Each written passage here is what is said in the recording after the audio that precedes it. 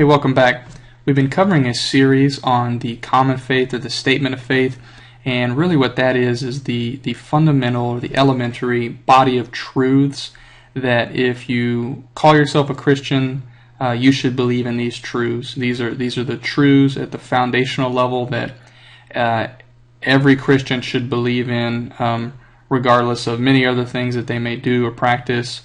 These are the fundamental things. And so in the last video, we switched gears a little bit and began talking about Christ.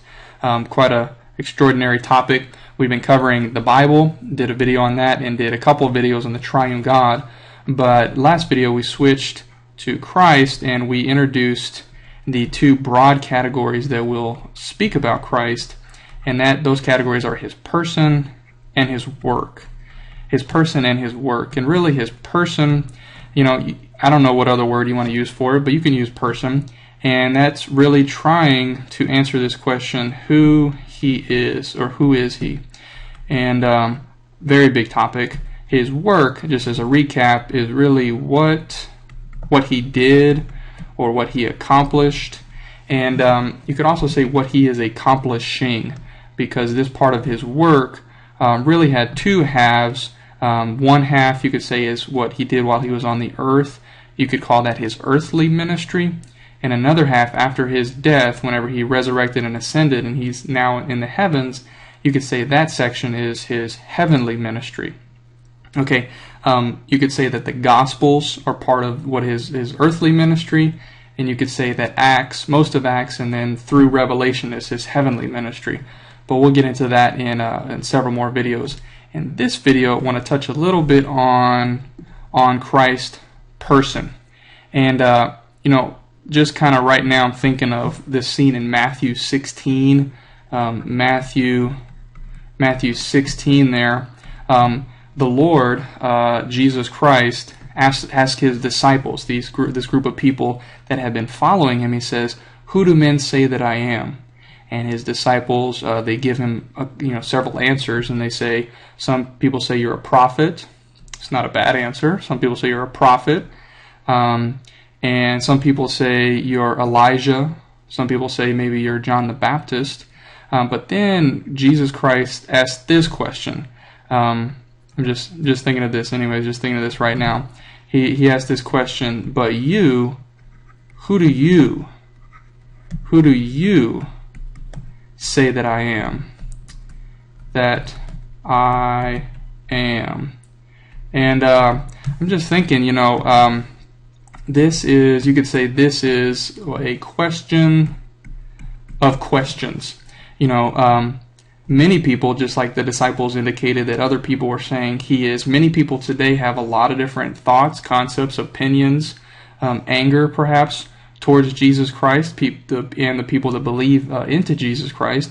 And so maybe you, or if you're in college, maybe your college professors have a view of who this person is or was. Maybe if you were raised in a religious home, maybe you were raised in a Christian home or not a Christian home or some other particular religious belief, that would also have a different view of who Christ is. Maybe your parents have that view. Maybe your friends or your coworkers, if you have a job, have this view.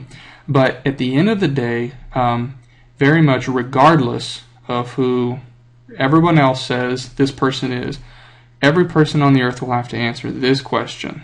Who do you? And so you can just say, insert your name here. Who do Kelly, who does Kelly say that I am? Or Steve, or whatever your name may be, but you personally, we have to answer this question.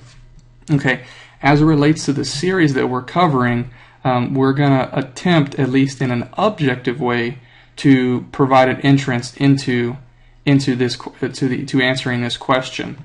I say in an objective way because this question, while it's answered somewhat when a Christian experiences something that's called salvation, they do that in a moment in time. This question is being answered our entire lives. And so that's more of a subjective experience, although there is an objective side of that as well. Okay, but just as an entrance and an elementary at a foundational level, who is Christ? In His person, who is He? And I just have a few verses here that I'm going to bring up now to help us answer this question. And so Hebrews 1:8 is talking about Christ as God, And I'd like to, include this word here, complete God. And this is really, you could just look at this as this is 100% God. It's not half of God. It's not a percentage of God. Less than 100. It is 100% complete God. Okay, so in Hebrews 1:8, this verse says, "But of the Son, your throne, O God, is forever and ever, and the scepter of uprightness is the scepter of your kingdom."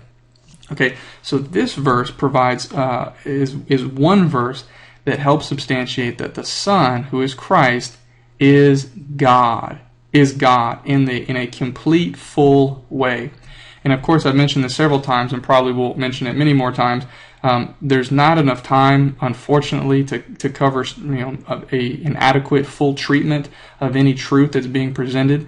But just take this as an entrance and help you on your personal study, and hopefully I will also be able to provide some additional resources that will help understand this truth in a more full way, because you really don't want to support any one truth on one verse. So, okay, how about this verse? Now, this verse is interesting because it is not, it does supply some proof for the God part, but it also provides some proof for the man side,